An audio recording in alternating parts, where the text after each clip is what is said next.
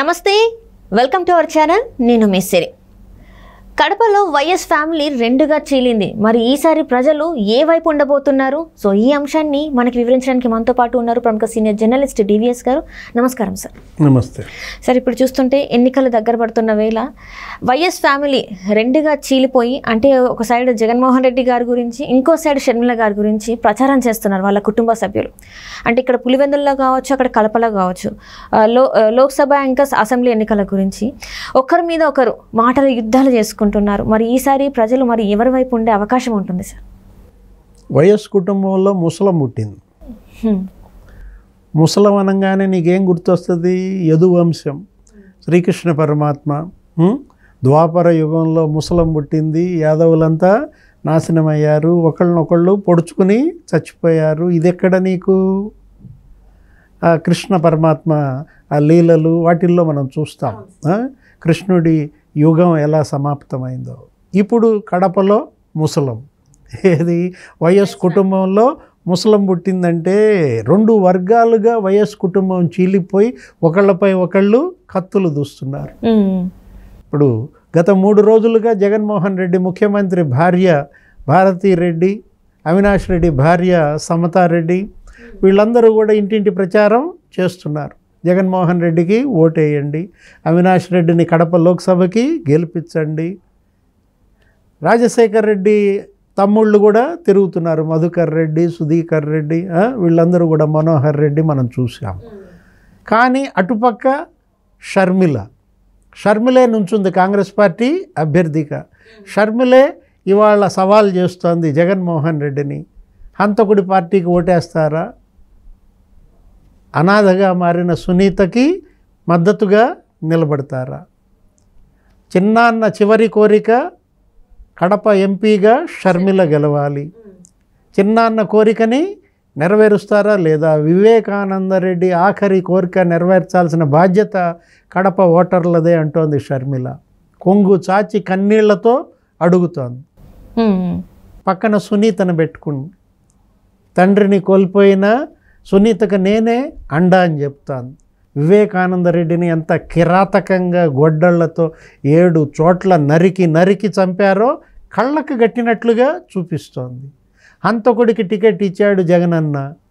CBI స్పష్టంగా చెప్పింది A8 హంతకుడు అవినాష్ రెడ్డి అని. ఆధారాలతో సహా చెప్తోంది. ఇంటింటికి ప్రచారం చేస్తోంది. గూగుల్ టేక్అవుట్ల గురించి చెబుతోంది, ఫోన్ కాల్స్ గురించి చెబుతోంది. హత్యకు ముందు హంతకులు అవినాష్ రెడ్డిలో ఇంట్లో ఉన్నారు, హత్య తరువాత హంతకులు అవినాష్ రెడ్డి ఇంట్లో ఉన్నారు. హత్య జరిగే సమయంలో అవినాష్ రెడ్డి వాట్సాప్ స్టేటస్ చూపిస్తోంది. హత్య జరిగే సమయంలో అవినాష్ రెడ్డికి వచ్చిన ఫోన్ కాల్స్ గురించి ప్రశ్నిస్తోంది. హత్య జరిగిన తర్వాత అవినాష్ రెడ్డి ఎవరెవరికి ఫోన్లు చేశారంటోంది. హంతకుడి పార్టీకి ఓటేయొద్దని వాళ్ళు నిలదీస్తున్నారు. కన్నీళ్లతో కొంగు చాచి అడుగుతున్నారు. మహిళలంతా ఇవాళ మళ్ళా షర్మిలకు ఓటేస్తారా? మా నాన్న గుర్తు హస్తం, మా చిన్నాన్న గుర్తు హస్తం, నేను హస్తం గుర్తుపైనే పోటీ చేస్తున్నా, చచ్చిపోయేదాకా మా నాన్న కాంగ్రెస్ పార్టీలోనే ఉన్నాడు అంటూ ఇవాళ షర్మిల ఇంటింటికి తిరుగుతోంది. సునీత చెబుతోంది. సునీతకి ఏమన్నా ముఖ్యమంత్రి అవ్వాలని కోరికుందా? సునీత ఏమన్నా ఎమ్మెల్యే బరిలో ఉందా? ఎంపీ బరిలో ఉందా? ఏంటి సునీత అడుగుతున్నది? ఏంటి సునీత డిమాండ్? తండ్రి హంతకులకు శిక్ష పడాలి, న్యాయం జరగాలి అని చెప్పేసి. ఇవాళ అక్కా చెల్లెళ్ళిద్దరూ కన్నీళ్లతో కొంగు చాచి ఓట్లు అడుగుతున్నారు. జగన్మోహన్ రెడ్డిలో ఓటమి భయం కనపడుతోంది. పులివెందుల అసెంబ్లీలో జగన్మోహన్ రెడ్డి ఎదురెత్తున్నాడు. కడప లోక్సభకి అవినాష్ రెడ్డి ఓడిపోతాడనేది ప్రజల్లోకి బలంగా వెళ్ళింది. ఇలాంటి పరిస్థితుల్లో జగన్మోహన్ రెడ్డి మరి ఏం చేశాడు? భార్యనే దించాడు. భారతీ రెడ్డి, అవినాష్ రెడ్డి భార్య సమతారెడ్డి వీళ్ళకి ఇంటింటికి తిరుగుతూ మళ్ళా సెంటిమెంటు ఉపయోగిస్తున్నారు. ఇప్పుడు జగన్మోహన్ రెడ్డికి వాళ్ళ ముఖ్యమంత్రి పీఠం కావాలి. ముఖ్యమంత్రి పీఠం పోయిందనుకో, అరెస్ట్ అవుతాడు. అంటే ముఖ్యమంత్రిగా ఉంటేనే అతను బెయిల్పై ఉంటాడు. అంటే జగన్మోహన్ రెడ్డికి వాళ్ళ ముఖ్యమంత్రి పీఠం ఉంటుందా, పోతుందా? జైలా, బెయిలా? Jaganmohan Reddy life and death పొలిటికల్గా. అవును సార్. పులివెందుల అసెంబ్లీకి గెలుస్తాడా, గెలవడా?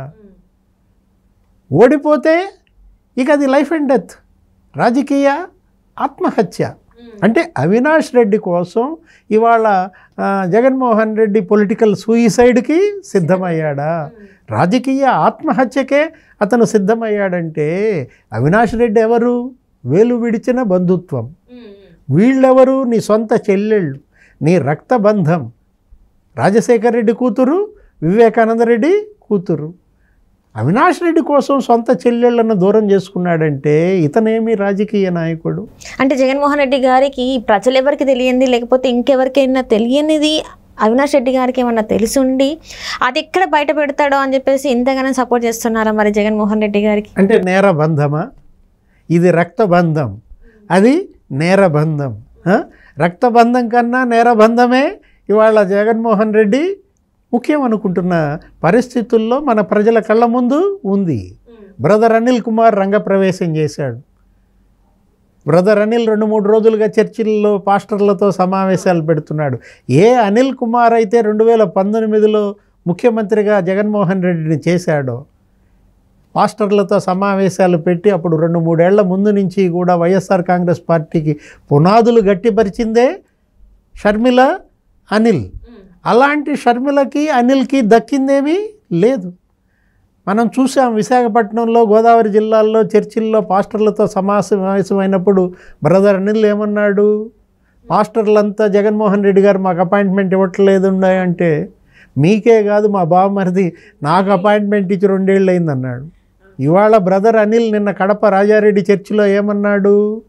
పాపుల్ని తొక్కి పడేయమన్నాడు. పాపుల్ని తొక్కి పడేయమంటే ఎవరు పాపి? బ్రదర్ అనిల్ ఇచ్చినటువంటి మెసేజ్లో పాపుల్ని తొక్కి పడేయండి అంటే ఎవరు పాపి? ఇది ప్రశ్న, ప్రజల్లో ప్రశ్న, క్రైస్తవుల్లో ప్రశ్న. ఎవరు పాపి? వివేకానంద రెడ్డిని చంపినాళ్ళు పాపులు. ఆ పాపుల్ని తొక్కి పడేయండి అని చెప్పి చెప్తున్నాడు.